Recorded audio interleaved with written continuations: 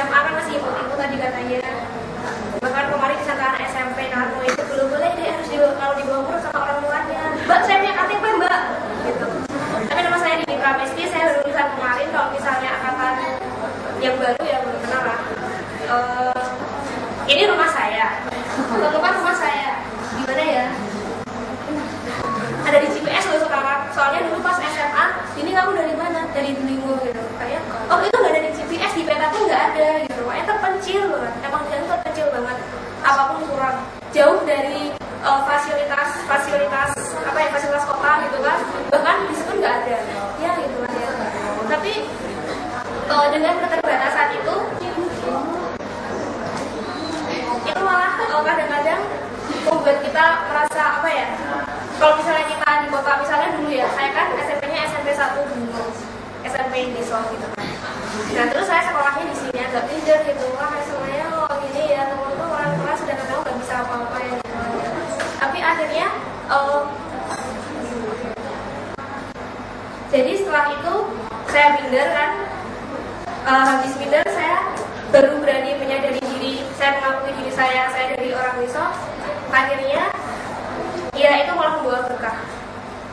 Nah ini rumah saya, bukan rumah saya sih, dekat saya tuh ada kayak gini gitu loh. Jadi di sana tuh nggak ada sawah. Jadi kalau misalnya pas ngomong-ngomong tentang dulu tuh kelas 1 disuruh nyari odona pinata apa-apa gitu ya, jadi sawah-sawah itu. Aku nggak bisa nyari soalnya nggak ada sawah di sana. Nah di sana daerah kars, tahu kan kars, daerah kering. Sehingga kekeringan. Ketika musim kering tiba, itu bahkan mereka berjalan berkilometer ya di daerah saya itu untuk mencari air untuk mandi. Dan bahkan pas tahun kemarin itu ketika salah satu desa di kecamatan saya itu itu pada waktu puasa ya, itu di masjid tidak ada air. Jadi ketika mau tarawih itu nggak bisa wudhu. Akhirnya mereka ke masjid tayamum. Ini sih ya. Jadi kalian ya jangan buang-buang air. Nah oleh karena itu ada bla bla bla bla bla, akhirnya membuat suatu penelitian gitu bagaimana agar di daerah saya itu ada air. Nah ini penelitiannya dulu bertiga ya, bersama teman saya Alina Listiani Prayogo yang sekarang di FTSL ITB, dan satunya ada di sini. Nah, latar belakangnya mengapa kok saya ini agak serius ya, sumpah ini fisika nanti. Latar belakangnya karena pertama itu daerah saya daerah kering kan, daerah kars. Daerah kars itu mereka terbentuk dari batuan gamping yang celahnya itu besar-besar. Jadi ketika ada air hujan turun, itu air hujannya langsung terserap ke bawah langsung semuanya. Akhirnya di permukaan tanah itu tidak ada air sama sekali. Tetapi ternyata menurut penelitian itu di bawah tanah, berapa kilometer di bawah tanah itu sekitar 16 miliar kubik air di bawah tanah di daerah gunung itu, termasuk daerah saya di yang daerah Kars itu. Tetapi air itu tidak bisa di ke atas, disedot ke atas.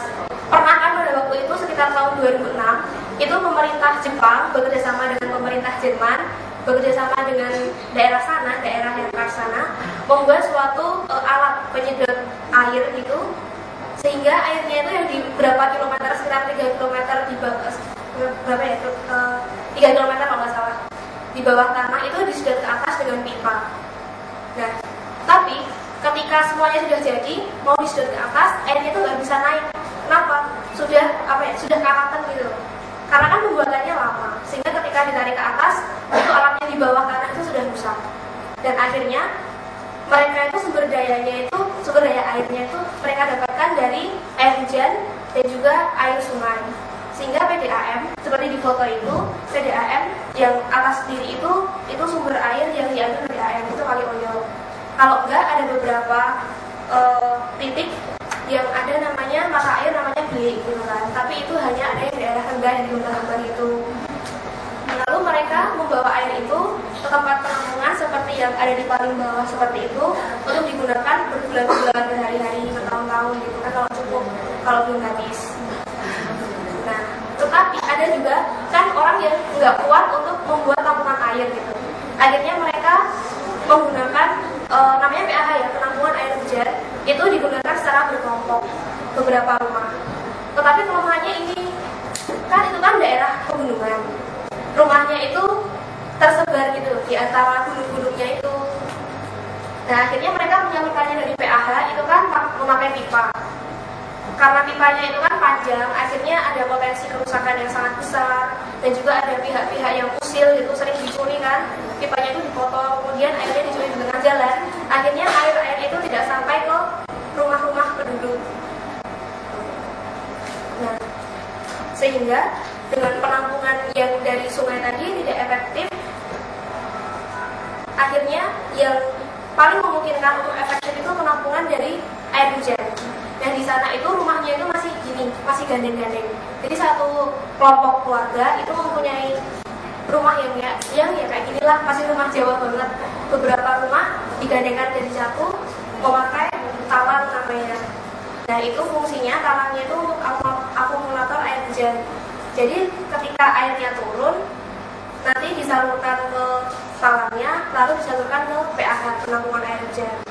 Tetapi sayangnya hanya di antara rumah itu, di antara dua atap itu. Dan lalu bagaimana dengan yang di pinggir-pinggirnya? Akhirnya membuat inovasi. Inovasinya itu menggabungkan talang dengan genteng. Tadi ada kelupaan ya, soalnya yang di pinggirnya, yang di talang itu sebenarnya ada beberapa orang yang sudah punya talang yang dipasang di pinggir. Tetapi mereka itu menggunakan seng atau dari logam-logam sehingga berbahaya untuk kesehatan. Dan akhirnya kami itu hanya membuat inovasi bagaimana caranya agar talang itu bisa sekalian dengan genteng. Bentuknya seperti ini. Simpel kan, cuma lucu kayak gitu. Tapi akhirnya ketika diikutkan lomba di opsi, jangan cuma kayak gitu, akhirnya lolos. Mungkin karena apa ya? Ya mungkin simpel tetapi membantu lingkungan atau gimana gitu. Dan ini hanya dihitung bagaimana caranya agar si genteng ini tidak jatuh. Nah, kayak gini ya, boleh dijelaskan di skip saja. Intinya ada dua rek kayak gitu. Bagaimana caranya agar dia, ini kan genteng, itu genteng kan, di atas itu juga genteng. Penampang melintang gitu kan, kayak membujur. Bagaimana ini penelitiannya intinya bagaimana caranya agar ketika ada air dari beberapa seperti ini, talangnya tidak seperti ini. Akhirnya dihitung dengan fisika ini ya. Kalau kelas 1 saya skip saja. Ini pas dari kelas 2 IPA.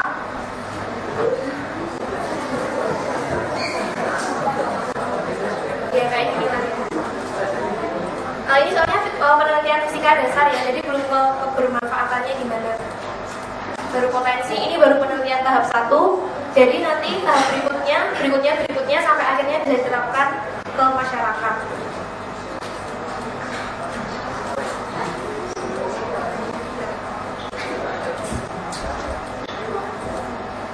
Ini perhitungannya sudah berhasil. Kalau misalnya air maksimal pun air yang jatuh di seluruh wilayah Kars itu jatuh di satu rumah, itu gentengnya, italasnya kan namanya italas ini tidak akan jatuh ke bawah, dia ke bawah. Tetapi untuk pemanfaatannya, kalau misalnya ini bisa terjadi, bisa dimanfaatkan, itu juga tidak hanya dari ini gitu loh, butuh hal lain yang perlu diterapkan agar kekeringan di daerah Kars itu tidak terjadi. Contohnya seperti ini di daerah salah satu di sana itu ada yang sudah punya ini semen ya, namanya ini spark gas. Jadi mereka membuat sumber air sendiri, air minum dari embung. Jadi kalau misalnya ini kan tabungan ya, ini nggak bisa PAH. Nanti kalau misalnya selain dari ini kan bisa jadi kalau embungnya nggak ada airnya, nanti kan dari air hujan bisa juga mendukung sehingga cadangan airnya semakin banyak. Dan atau juga program penghijauan seperti ini. Ini kegiatan saya beberapa waktu yang lalu kan di daerah Panggang. Itu namanya kalau misalnya teman-teman mau ke sana namanya daerah Susu Angin. Itu ada ternyata sejarahnya di sana itu ada seorang warga di sana itu kan di sana ada hutan jati. Nah jatinya itu dieksploitasi, akhirnya jatinya itu habis. Dan ternyata mereka merasakan bahwa ketika jati itu habis ada kekeringan. Sehingga ketika itu mereka mulai menyadari dan menanam jati. Sehingga sekarang dijadikan kayak tempat wisata itu supaya kita berkontribusi ketika kita membayar, kita masuk, bayarannya itu bisa untuk merawat jati-jati mereka dan juga untuk menambahi koleksi jati mereka. Itu soalnya ya dukungan dari pemerintah kita itu untuk hal yang seperti ini masih sangat minim, sehingga dibutuhkan beberapa aktivis-aktivis seperti kita untuk mendukung program-program seperti ini. Dan intinya saya kan tinggal di daerah yang serba kekurangan, tetapi jangan jadikan keterbatasan kekurangan itu sebagai sebuah hal yang perlu dikeluhkan, tetapi jadikan itu sebuah motivasi untuk mengurangi kekurangan itu sendiri. Seperti di Jepang itu kan sebenarnya mereka tidak punya apa-apa, tidak punya sumber daya yang bagus seperti di Indonesia, tetapi karena mereka itu kreatif, tidak mengeluh dan memanfaatkannya itu sebagai sebuah inspirasi, itu mereka malah bisa membuat alat-alat yang aneh-aneh yang kita tidak bisa buat. Itu aja sih. Terima kasih. Wassalamualaikum warahmatullahi wabarakatuh.